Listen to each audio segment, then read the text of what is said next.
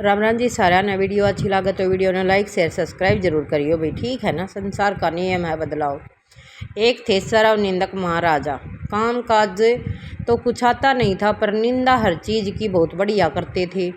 हमेशा औरों के काम में टांग अड़ाते थे। कई औरत तो है ना, वो करना धरना कुछ आवे नहीं, मतलब कुछ नहीं करे, सिलाई कढ़ाई बुनाई मतलब करे कराए में नाम धर देंगी। हाँ वो तो ठीक से पर याड़े सी तक कसर है, तो वो एक काम इसे महाराजा का था। आगे देखो कैसे हुआ। अगर कोई व्यक्ति मेहनत करके सुस्ताने भी बैठता तो कहते मूर्ख, एक नंबर का काम चोर है। अगर कोई काम करते हुए मिलता तो कहते मूर्ख, जिंदगी भर काम करते हुए मर जाएगा।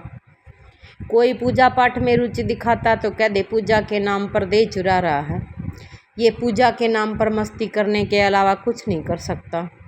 अगर कोई व्यक्ति पूजा पाठ नहीं करता तो कहते मूर्ख, नास्तिक है, भगवान से कोई मतलब ही नहीं है, मरने के बाद पक्का नरक में जाएगा।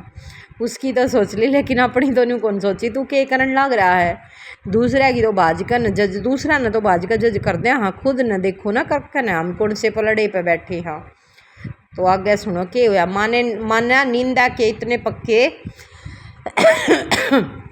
खिलाड़ी बन गए कि आखिरकार नारद जी ने अपने स्वभाव अनुसार भगवान श्री विष्णु के पास इनकी खबर पहुंचा दी। भगवान विष्णु ने कहा, उन्होंने विष्णु लोक में भोजन पर आमंत्रित कीजिए। नारद तुरंत भगवान का न्योता लेकर सरव निंदक महाराज के पास पहुंचे और बिना कोई जोखिम लिए हुए उन्हें अपने साथ ही विष्णु लोक लेकर पहुंच गए कि पता नहीं कब महाराज पलटी मार दे। उधर लक्ष्मी जी ने नाना प्रकार के व्यंजन अपने हाथों से बनाकर सरव निंदक जी को परोसा। सरव निंदक जी ने जमकर हाथ साफ किया, बड़े चाव तक खा गया सबके में। वे बड़े प्रसन्न दिख रहे थे। भगवान विष्णु को पूरा विश्वास होगा कि सरव निंदक जी लक्ष्मी जी के बनाए भोजन की निंदा कर ही नहीं सकते। फिर भी नारद जी को संतुष्ट करने के लिए पूछ लिया, और महाराज कैसा लगा भोजन?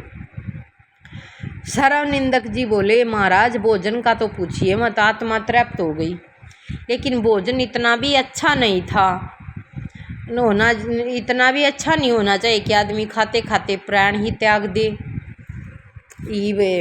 वही देखो कि वो हुआ है कि प्राण त्याग दे, प्राण क्यों कर दाग दे। निंदा भी नहीं करी और कर भी दी, वो एक काम हुआ है ना।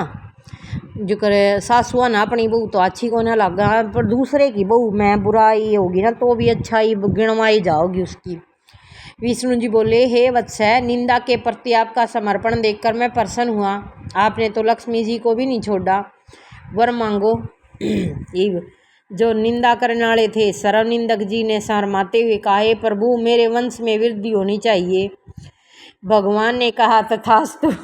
ये वंश में वृद्धि तो जब भी होगी जब और कोई सा निंदक जगह जगह मिलेगा। भाई देखो जब भी हो सका है, मतलब हासी नहीं रुक रही कहानी पढ़ते पढ़ते।